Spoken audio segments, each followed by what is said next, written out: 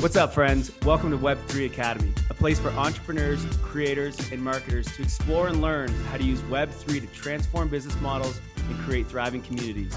Enjoy this next episode. GM, welcome to Web3 Academy. It is the weekly roll-up. I'm Jay Bird, coming at you from Lucerne, Switzerland. And as always, I'm joined by my co-host, Kyle Reedhead. Kyle, where are you today? Currently, I'm in the airport in Barcelona. On a whim of the moment, last night, a friend of mine and I decided we're going to go to Germany and attend the Rufus Du Sol concert. It's the last concert in Europe on their tour right now, and we booked it last night. Woke up this morning, and now I'm at the airport and heading to Germany. So I'm going to Cologne. Know nothing about Cologne, but here we are.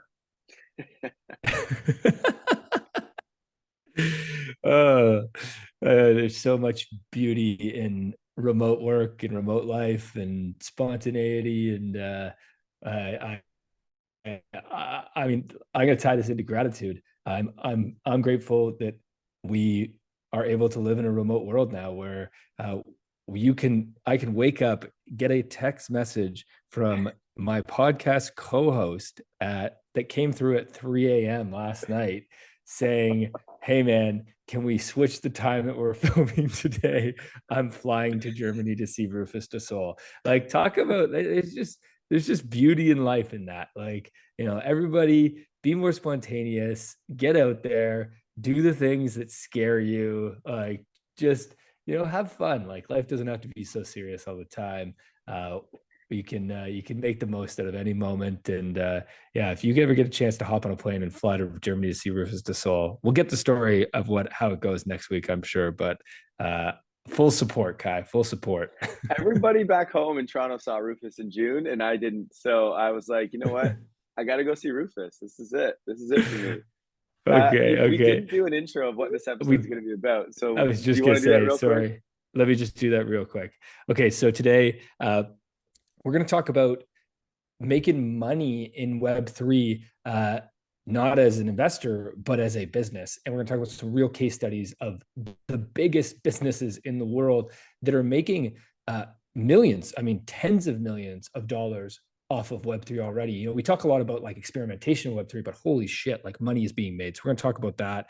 We're going to give an update on the Tornado Cash situation and the developer arrests and just the response that's come from the crypto community.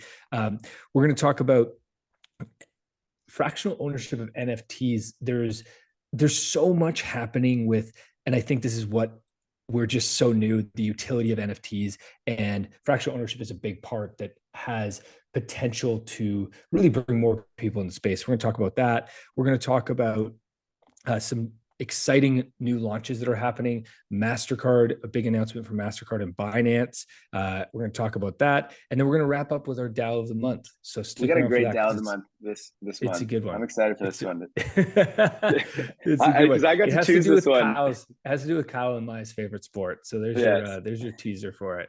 All right. So I already did my gratitude. Kai, what's your gratitude? Oh man, I am grateful for nomad meetups. So it's very interesting that you can go anywhere in the world, and there's always a group of expats or nomads, like people that are just kind of traveling and working. And there's always someone, and this goes to community, but there's always someone that's setting up these like events for people who travel or people who are nomadic, whatever, to come together and meet and talk about business and network and all this kind of stuff. And it's like every city that I go to, there happens to be one, and you can like find them fairly quickly. There's like a WhatsApp group where you can like chat and meet everybody. And there's always these like kind of ongoing meetups at different places. And it's just cool because you just meet the most random but interesting people. And I had it in Lisbon. I've had it here again in Barcelona. And I just love it. It's super cool. And the lifestyle is just, it's so much fun. Awesome. I love it. All right. What's the Web3 word of the week, Kai? The Web3 word of the week is diversification. And I don't mean this in terms of investing, because if you're investing Web3, just go all in on ETH. No, I'm just kidding. Uh, so there's no diversification there. I'm kidding, but the reason why I say diversification is if you're looking to build a business in this space, or you're looking to invest in this space, or you're looking to gain skills in this space, I think it's really important for everyone to diversify those skills or that business or whatever it is. This comes up from the whole debate about NFT royalties and how, we don't know if these can be enforceable on chain, et cetera. We just actually, I just wrote an article on this, and I think it'll be on the podcast next week.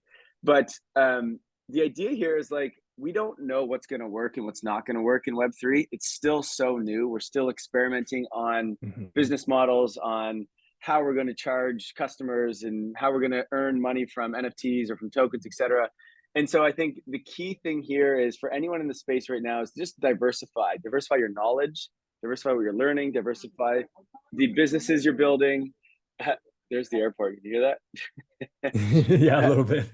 Diversify the businesses you're building, and try to diversify the revenue streams. If you are a creator or you're launching NFT, whatever, you don't want to go down one path and be like, this is the path that I'm going to go and this is it, because we just don't know what is going to work. And I think that's like an exciting thing about this space is there's just so much experimentation and so much innovation. But it's also just like, I think people need to understand that and be aware of that, because there's a lot of people that are like, I'm just going to do exactly this and hope it works. And there's a lot of things aren't going to work in this space. This is why it's so important right now anyway, to just diversify everything that you're doing if you're in Web3. And I think that what the starting point of all of that is getting active in Web3 first. But then once you're there, as you said, like, do different things, try different things, diversify. But the one thing I will say is, what works no matter what? Building community, no matter what. So don't diversify in the building community one. I mean, you could diversify on who's in your community. Get lots of people in your community with different backgrounds.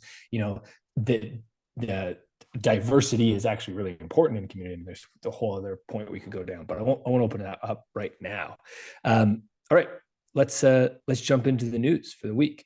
First up, I've got up on the screen here a chart or dashboard from Dune, which is by @KingJames23. I don't think this is actually LeBron James, so shout out to whoever is pseudo anon King James on Dune. And what this dashboard is it's NFT brands case study overview, and it shows the top 13, at least in the view I'm looking at, the top 13 brands that have and how much revenue they have made off of NFTs.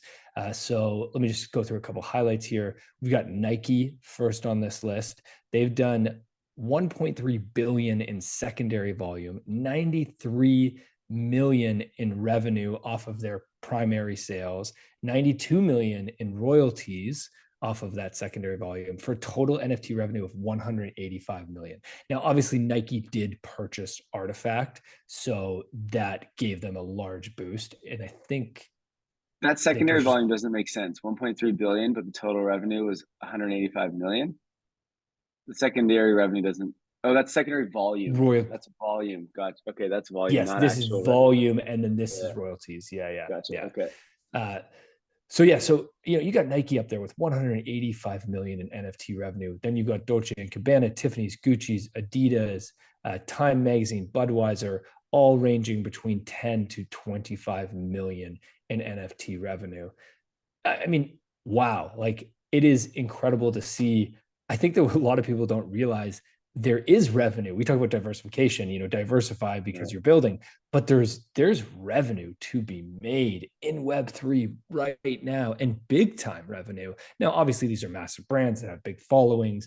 It's a lot easier to jump into a new technology when you've got, the capital behind you to invest and build, but also the following that is willing to buy into your stuff. But it's really interesting to see these numbers. I don't think any of us, until this came out and this made big rounds on Twitter and a lot of people were retweeting this, I don't think a lot of us realized the scale of revenue that's coming to these large brands. Well, what's interesting is this is all like all of these companies only started doing this maybe like a year ago, right? So this Hmm. is not like a long-term thing. And I think the other point to make here is most of these companies are not doing this, launching these NFTs and doing all this with the purpose of making revenue. They're actually doing it with the purpose of building community and experimenting in this space. And so to me, that's quite interesting. Is they're still earning this much, like Nike earning 185 million. And I don't think that's their main goal is revenue right Hmm. now. I think it's just kind of experimenting. Let's see how this works. Let's see if our audience likes this, and let's see what we can do with it and what we can unlock. And in the meantime, that they've been kind of experimenting and playing around. I mean, they've been able to make millions of dollars, which I mean is I think this is good. I know a lot of people are like, oh, but they're big companies. They don't need to make, do they really need to make more money from, people in the space? But ultimately, like, this is the kind of stuff that brings other companies into the space, right? When you Hmm. want big brands coming in, they need to see testimonials essentially, right? And that's exactly what this is. What's really interesting here is look at this Nike, 92 million on royalties. Holy shit. We're talking about royalties here, and if this is going to be a thing, Nike made 92 million on that. That is wild. I Hmm. had no idea. Almost more than their like initial launch, which was 93 million on their primary. So look, royalties. We'll see what happens with those in the future, but definitely a breadwinner if you can get these royalties to work. Just the question is, our marketplace is going to continue to honor royalties? We'll find out, and we have an article coming out on that soon. But pretty amazing, pretty amazing. Yeah, just to touch on that quickly, for those of you who don't know, royalties, which are such a big part of Web3, is this idea of putting money back in the hands of the creator, is not enforceable on chain. If you weren't aware, if you haven't been following Twitter the past month, you might not have seen this. And if you're wondering what do you mean royalties aren't enforceable on chain? How does that work? There's Kyle's written an article. It's coming out next week, so make sure you check that out. That drops next Monday, and it'll help you really understand that, because there's a big rabbit hole right there that a lot of people need to go down. Oh The yeah. other thing I want to just mention about this is it's amazing to see that the reason Nike is so big here is that's a PFP collection, right? None of Right. these other examples here have done a PFP collection. And look, I'm not going to sit here and promote PFP collections. I don't think we need more 10,000 PFP collections right now, at least. But what this shows is, what does a PFP collection do? It builds community, right? Mm. And when you build community, that's when you get the most secondary sales. That's when you get, a community that's interested, you get a lot of eyeballs, and you can generate the most revenue from that. And as you said, Kyle, this isn't necessarily focused on revenue. I think the big focus here is more on, wow, look at the number of transactions that are happening here, Right. right? We're talking for Nike, for example, 67,000 secondary transactions, right? Wow. Like that's huge. Even Adidas, 51,000 secondary transactions. Now, Adidas, their product costs a lot less than their NFT costs a lot less than a clone does, which is Artifact and Nike's NFTs. So there's a difference there, but yeah. Jay, do you own any Anyways, of these really, really NFTs? cool to see. Anything else to mention on this guy? Do you own any of these NFTs from any of these big brands? Have you bought any of them? I own the Adidas Into the Metaverse. You do? Okay, cool. I do. Yeah, I actually I got a notification that my Adidas swag is in the mail. So Nice. I'll be sporting that on one of our um, future What about the podcasts. Nickelodeon? Nickelodeon. We got to get a Nickelodeon I NFT. I do not own the Nickelodeon. We should probably get a wallet and just start our own little collection. We'll start a Web3 Academy collections so Is we it can like a show. I Rugrats also NFT? I used to love The Rugrats when Nickelodeon I is was the a kid. Rugrats one. I did own the Lacoste NFT, but I flipped it pretty quickly. Um, I You're mean, let's not such a get into the degen. mindset of You're... flipping. I'm such a degen. All right, let's get off the Uh, NFTs. Let's move on. okay. All right, back to the FUD of this space and what's going on with Tornado Cash and all this stuff. We've talked about it the last 2 weeks. Um, the next thing that we've seen happen here is Uniswap has blocked 253 crypto addresses related to the stolen funds or sanctions of Tornado Cash. And the point I just wanted to make here, and we actually just had Nader, who is a developer, the founder of Developer DAO, works with Celestia, and just doing so much in the space. We just had him on the podcast. I believe that comes out next week to talk about this. But basically what's happening here is we're going, oh my God, Uniswap is blocking people. Like, this isn't Web3. This isn't supposed to happen. And the point I want to make here is that it's not Uniswap, the protocol, that has blocked these addresses. So any of these addresses can still use Uniswap, okay? What they can't do is interact with the front end website. That's all that has been blocked. So they can't interact with the user interface of Uniswap, but there are a bunch of these. Anyone can create their own user interface and plug in to the Uniswap protocol itself. So if they're a developer, they can just go use the protocol, or if there's another front-facing, UI, they can just go to that and they can use that site. So it's not actually blocking these addresses. It's the reason they had to do it is Uniswap Labs, I believe is their company name, is a company in the US. And so they have to follow the laws of these sanctions, right? Now, they can't do anything to the protocol because it's completely decentralized and just kind of doing its own thing. It's just code on Ethereum. But they can do something to the front end of the website, the site that we all interact with. And so that is where they are blocking these addresses. They are not doing that from the protocol level. So I just want to make sure that that is clear. We do have Nader coming on the podcast, and he's going to break down like the whole tech stack and what we need to do to decentralize everything, essentially, to ensure that sanctions and government and centralized companies can't kind of take over and basically ruin Web3. So we will go into that conversation more. But yeah, I just wanted to clear that up because I know it was a hot topic on Twitter over the last week. Yeah, one thing I just want to explain quickly is there's three core things that make up Uniswap, and you touched on these, Kai. I just want to really make sure everyone understands this because sometimes we get techie and words like front end, people are like, what's front end? Okay, so there's three core things that make up Uniswap.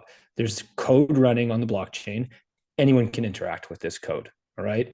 Then there's a front end website that provides one way for users to interact with that code. All right. And then there's a US based company that develops the protocol and runs the front end website. Okay. So the blocking of crypto happened at the front end level, right? Because you have a US based company that is running this front end website. And as a result of the fact that they're a US-based company, they have to follow sanctions and regulations that are put out by the US Treasury. Otherwise, potentially they could face legal action. Right. And any centralized company that's in, and I mean, look, yeah, we hate, everyone in the space hates centralized companies, but like ultimately it's the centralized companies that are building Web3. And then they're building them and then they're decentralizing the protocols, which is great. But we just got to understand that they have to follow rules, whether in the US or wherever else they're going to be. It's just the way the world works currently. So Tornado Cash, we talked last week that the developer of it was arrested in the Netherlands last week or 2 weeks ago now, maybe.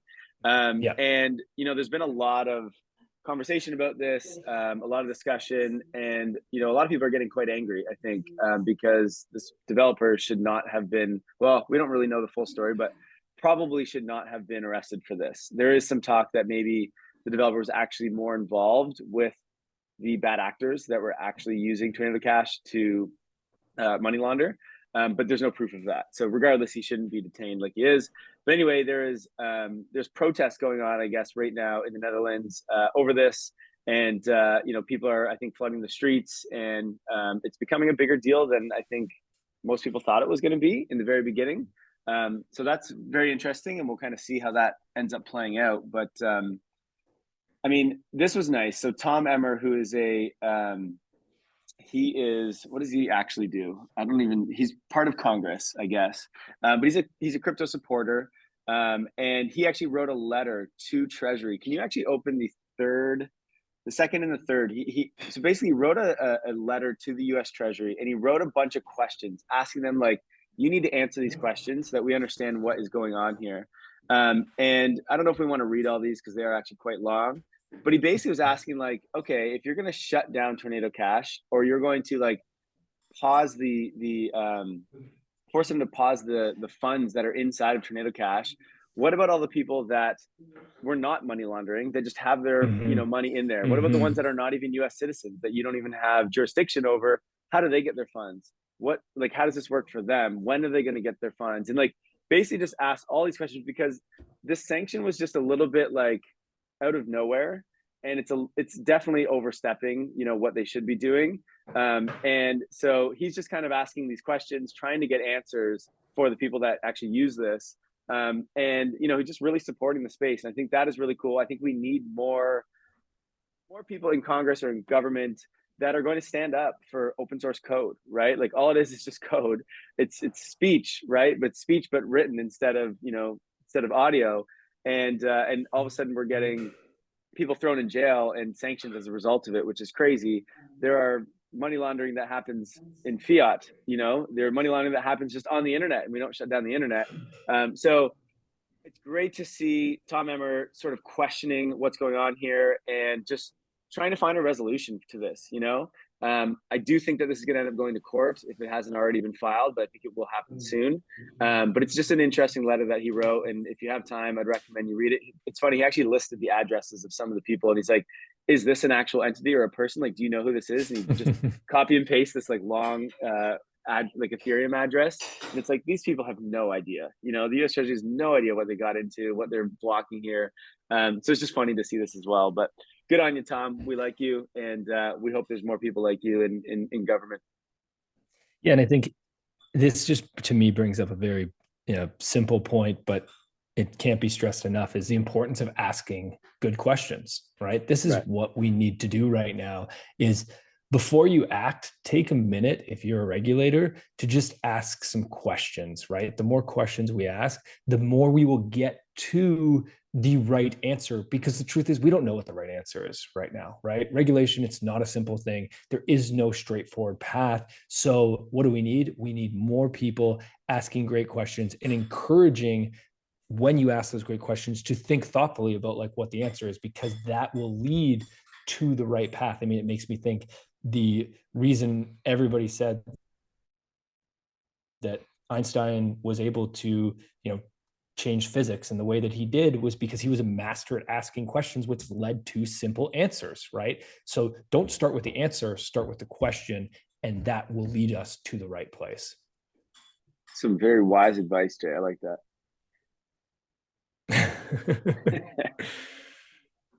You want to take this one? Yeah, sure. So I mean, just more pressure happening in the space, right? Like there's a lot of pressure. We said the word of the week last week was pressure. The FDIC has issued cease and desist letters to FTX US, along with some other crypto firms, over their deposit insurance.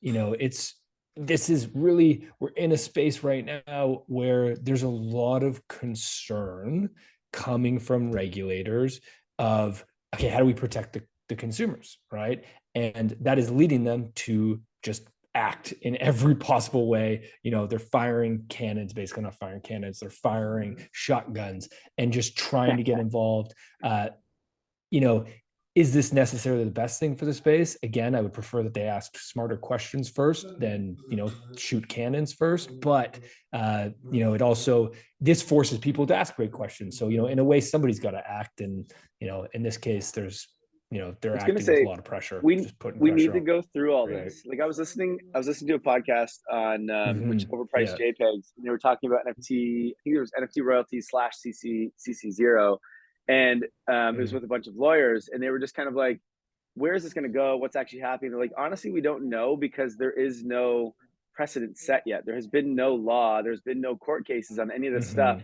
So like, even though there are contracts, there are different things, like we need to go to court to like decide what is actually going to happen with those kind of things. And same with this, right? It's just, they're going to throw everything they can at us, and we're going to fight it in law and in court, and then we'll see what comes of that. But we have to go through this, as much as it sucks. And it's like every single week we're bringing up something that a government or a regulatory body or someone is like suing or cracking down or whatever.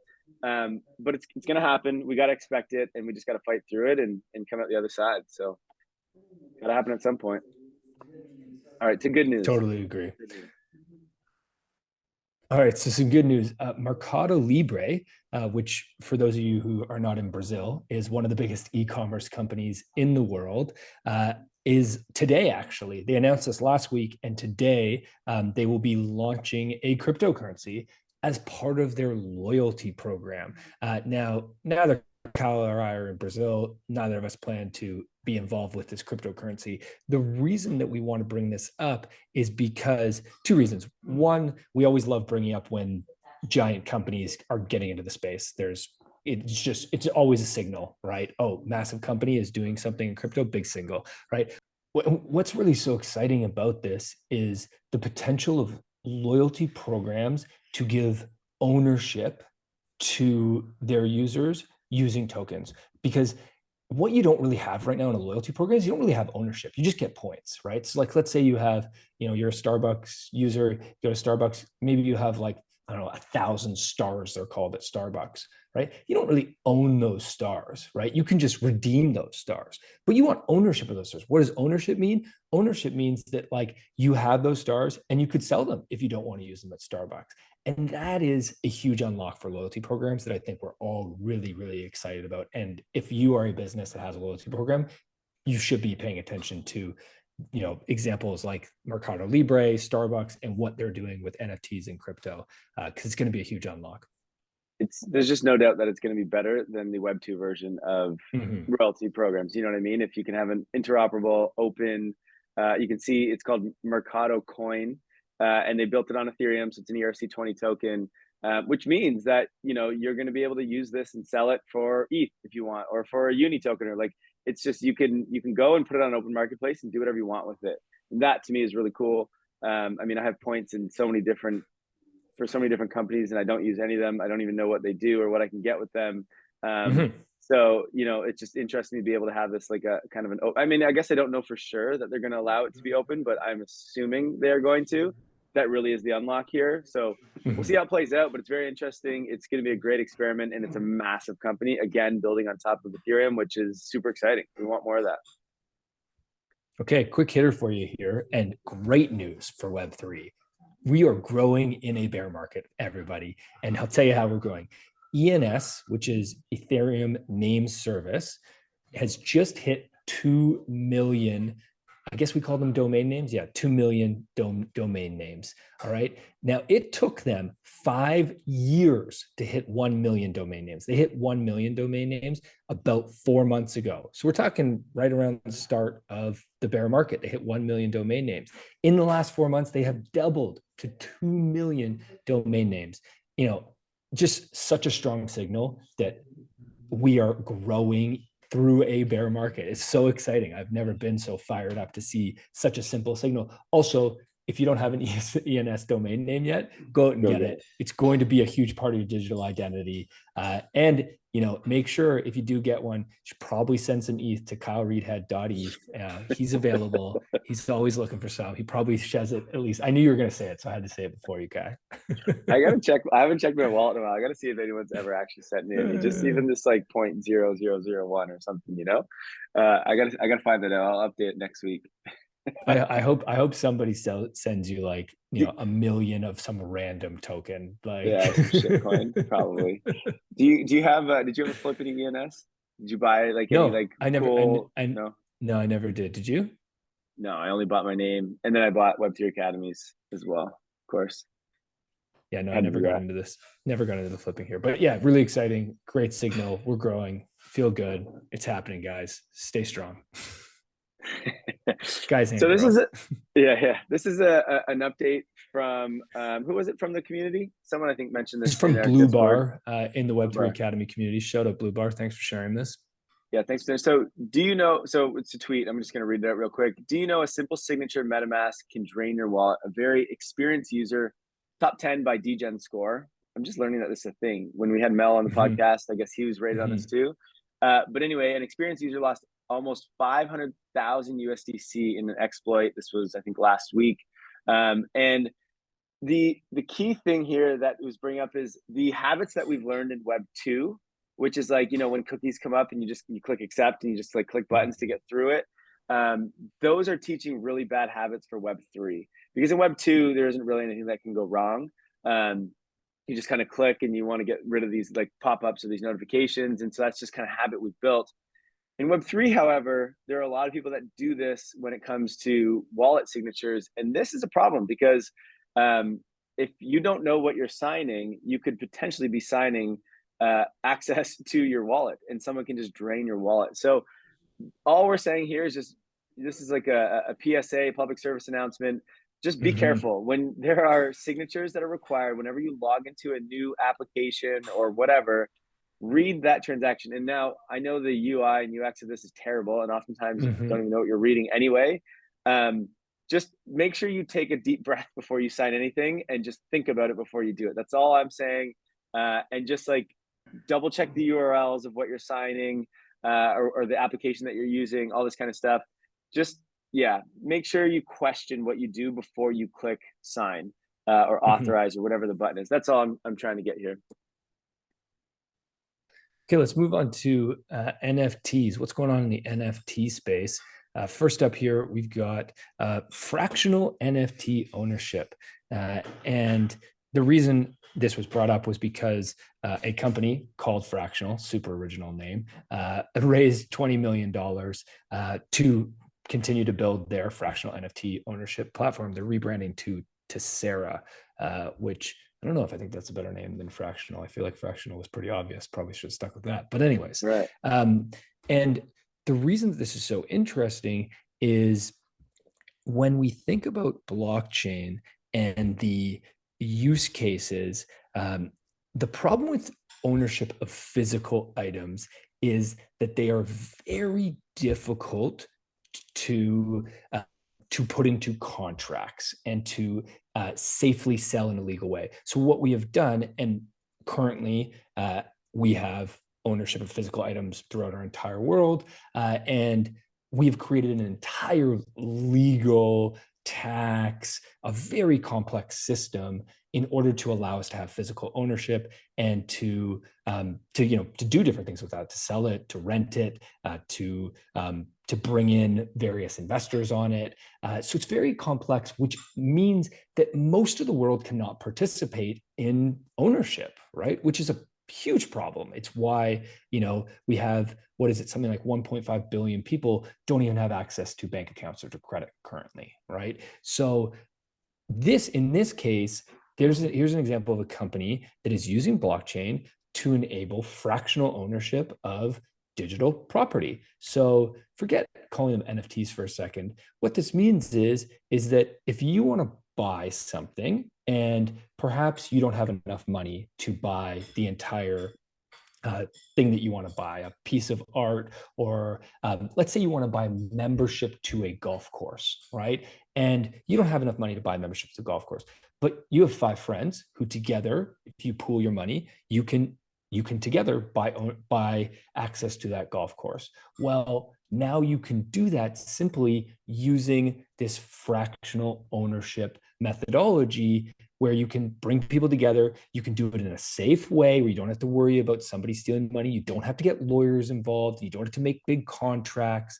And so this is so early right now that most of what this talk is like, oh, buy a CryptoPunk together. But like, I think there's a bigger unlock here of this concept of fractional ownership, which is really exciting.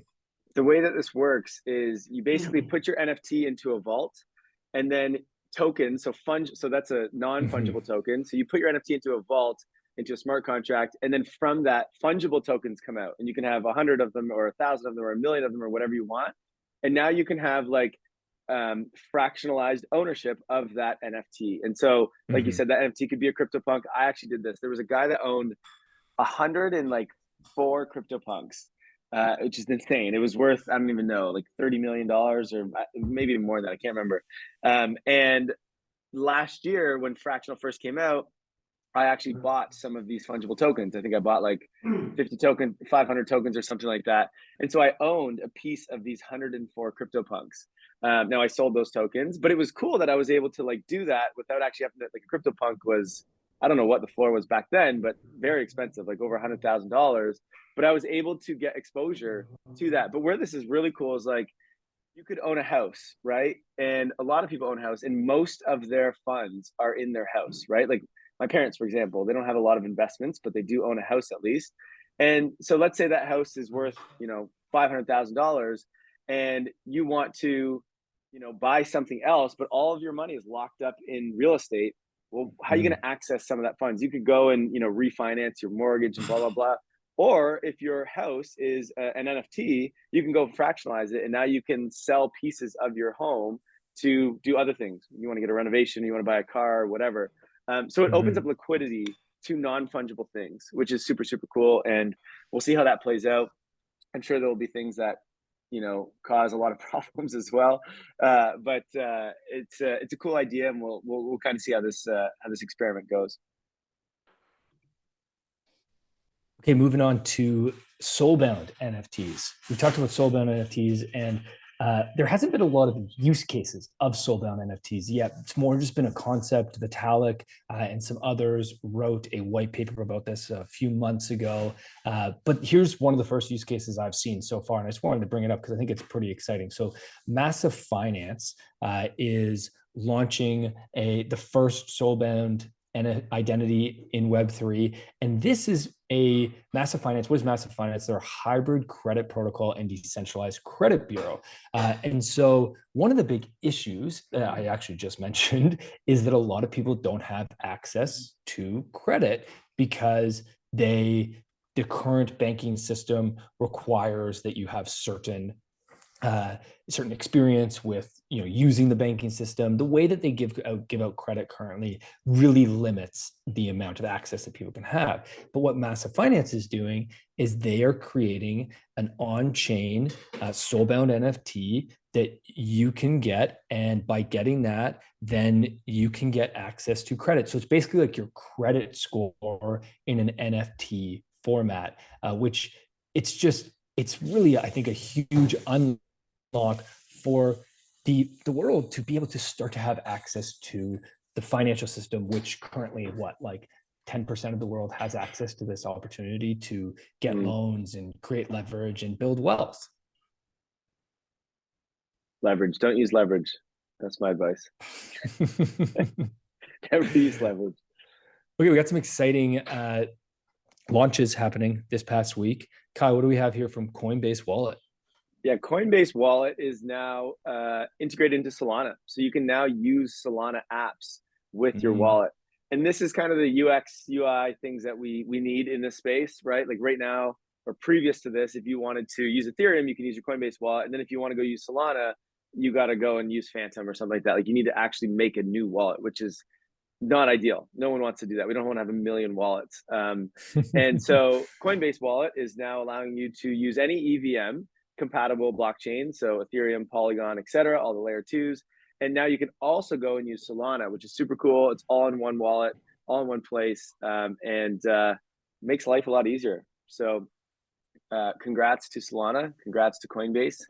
Keep launching new products for us, please. We love it. So something that I saw that this makes me think of is I saw that A16Z's investment in Web3. I saw somebody break down what they're investing in currently, and 70% of their investments in Web3 are in either infrastructure or customer user interfaces, right? Such as wallets would be the biggest example of that. And you know why? Because A16Z and these massive VCs that are investing in the space, they see that the opportunity here isn't to build the next NFT, right? Like they don't want to build the next Disneyland or the next big brand. That's risky, and there's hit or miss on that. But building infrastructure and building the user interfaces that are going to get people into this space, those are the big opportunities. And that's why I think wallets is just so fascinating, right? Like we all need to be, I feel like we almost need to do a wallet podcast because there's so much to unlock, and it's a huge rabbit hole. And if you're a builder in the space, or you want to create a business, look at the wallet space. There's just endless opportunity. I'm not saying make another wallet, but understand the way wallets work, because there's going to be a lot of opportunities just within that ecosystem.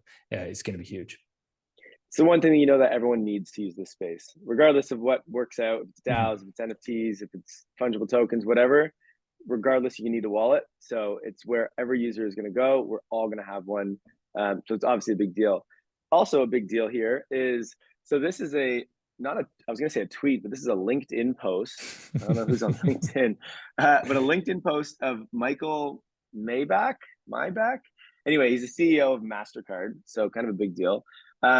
He posted yesterday, and here's what he says: "We can unlock the full potential of blockchain technology when we make it easier to access and easier to use. One way to do that is bringing crypto to everyday purchases. To make that a reality, we're working with Binance to let people use their crypto to make purchases at 90 million stores that accept Mastercard." And so basically what's happening is they're launching a credit card in Argentina, and then they plan to expand from there to many more countries. So, I mean, look, we already have crypto credit cards, so nothing new here, but just cool to see this. One, to see, you know, we're expanding, we're continuing to do it in more countries, but to see the CEO of Mastercard tweeting about how, you know, good blockchain is, I mean, that's just great for the space. So we want more gigabrains, more big people to be talking about blockchain. Yeah, I think this is, you know, it's probably nothing. That's all I have to say. Probably nothing. Okay, other news that came out in terms of launches is Nvidia is going all in on the metaverse. For those of you who don't know Nvidia is one of the largest companies in the world that you've probably never heard of. They basically make all the graphic processing software and hardware that is used in like PlayStation, used in computers. They essentially 30 years ago said, okay, everyone's over here building computers and focused on the like document side, which is what Web1 originally started with. They were like, let's focus on the graphics side, which has made them absolutely massive in the gaming industry. But here's the thing, with the metaverse coming along, and Kyle, I know both you and I are reading Matthew Ball's book about the metaverse, and if you haven't checked it out, highly recommend checking out that book because it'll really help you understand. But with the metaverse coming along, we need much better graphic abilities, because one of the keys of the metaverse is it needs to be real-time rendered 3D experiences. And Nvidia is really the biggest company capable of doing this. And they, at a conference last week, announced that they are going all in on the metaverse. This is a huge signal of what one of the biggest companies in the world thinks the future is. Let me just mention a few things that they're doing. One is they announced neural graphics. Neural graphics is basically what allows rendering of a realistic 3D environment, right? Because if we don't create a 3D environment, then the metaverse will just be 2D websites, and that's not really a metaverse. That's just what we have right now. But they announced this neural graphics, which is going to allow real-time 3D rendering of virtual worlds, right? So you can experience something in 3D, which will be super cool. They also announced Avatar Cloud Engine. I won't get into the technical side of this, but basically what this allows is 3D avatars, right? Because if we want to spend time in the metaverse, we need to be able to have a 3D version of ourselves that exists, that can walk around and move around, and we can see, and maybe it's yourself, or maybe it's another version of yourself, because one of the cool things about online is you can be anybody you want. You don't have to look exactly as you do in real life. So, but this idea of being able to have 3D avatars that can look like you and can basically move in a fast, quick way and be rendered quickly is just a huge unlock. And they announced some developer tools as well. I think that what's so cool about this is one of the biggest companies in the world just signaling, hey, we're going all in on the metaverse. This space is going to be the future. So really exciting to see. We're going to have to do a full episode on the metaverse, I think, in the coming weeks. Maybe we'll try and get Matthew Ball on the podcast, actually, once we finish the book. That would be super cool. But man, idea. I've learned so much from that book about the metaverse, and we'll have to dive deep into that. Okay, we are wrapping up, and we're going to get to the final DAO of the month. Woo, baby. I'll do the drum roll. You can introduce it this week, Kai. Our DAO of the month is, I don't even know how to say it. Krause House? Is that how you say it? Yeah, Krause House. Krause House. Here's what's really, really cool about this DAO. So I heard about this a while ago, that there's a DAO that's trying to buy a professional NBA team. And I was like, okay, that's cool. Say what? Yeah, exactly. Like, there's no way that's going to happen. But what I realized is I actually started looking into this, because I think I saw it on Twitter. These guys have actually bought a pro team. So it's not an NBA team. But they have bought a professional 3-on-3 team, which is called the Ball Hogs, I believe. What's the league that they're in? They're in a I They're looked up in the name. Do you know? the what's it called? It's Big it's Three, Ice Big Three. Cube's Big Three. Yeah, Yeah. yeah, Big Three. So they bought this team, and so now you have a DAO that is actually managing this team. And you can even see on their main website, you can buy tickets. There's also an owner's box. In those owner's box is basically to be part of this DAO, you have to own an NFT, and that NFT is part ownership in this team, and it also gives you tickets to every game that they play, which is just super interesting. Now, unfortunately, if you look at the standings, they came last place this year. So they didn't do so hot. They won one game and lost 5. So tough go this season. I think this is the first season they've had an ownership of a DAO.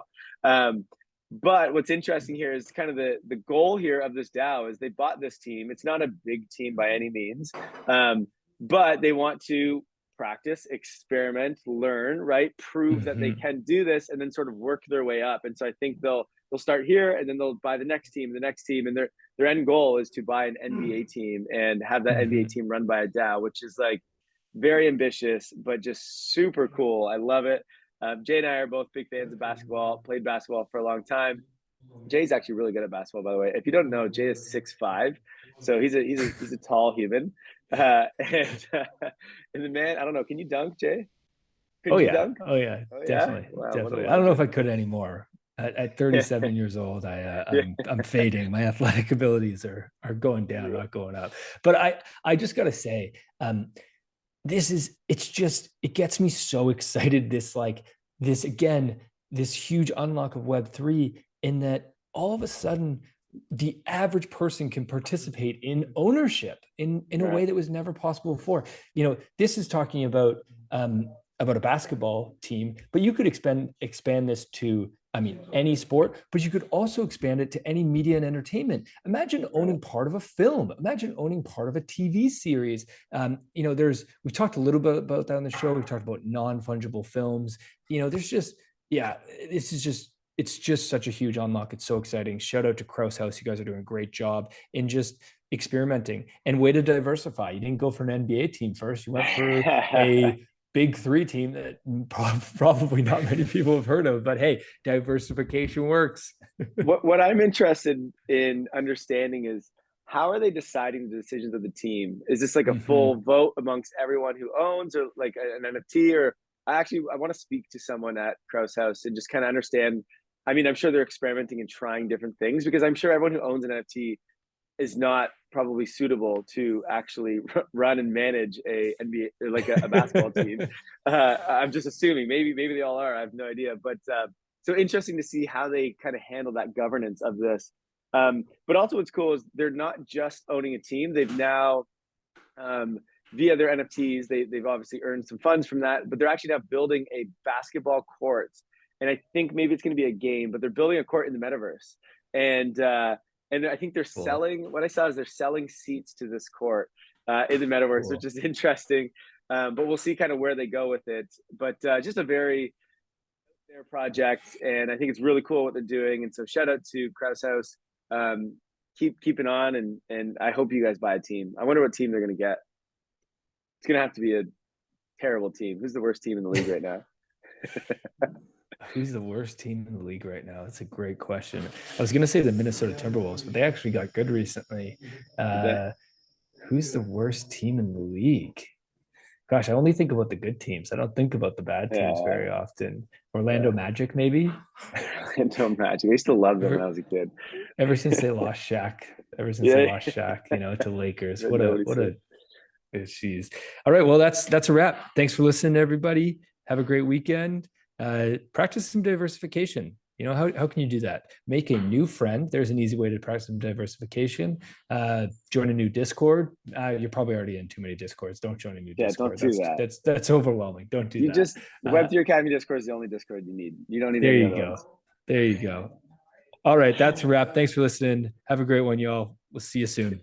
Guys, I got to catch a flight. I literally have to fly in 25 minutes. So here we go. This is a wrap, because I I got to get on a plane. So I'll see you. If you're in Germany, say hi, because I'm going to be there soon. Thank you for listening to Web3 Academy. We hope this helps you along your Web3 journey. And if it does, please share this episode and subscribe so you don't miss the next one.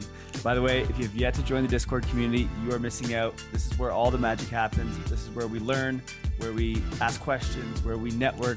You want to be in there. The link to join is in the description below. And finally, a quick disclaimer.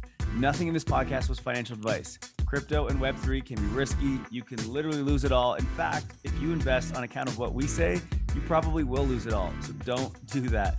In all honesty, the point of this podcast is to remove the noise of markets and price and focus on utility and implementation anyway. So you should not take any of this as financial advice.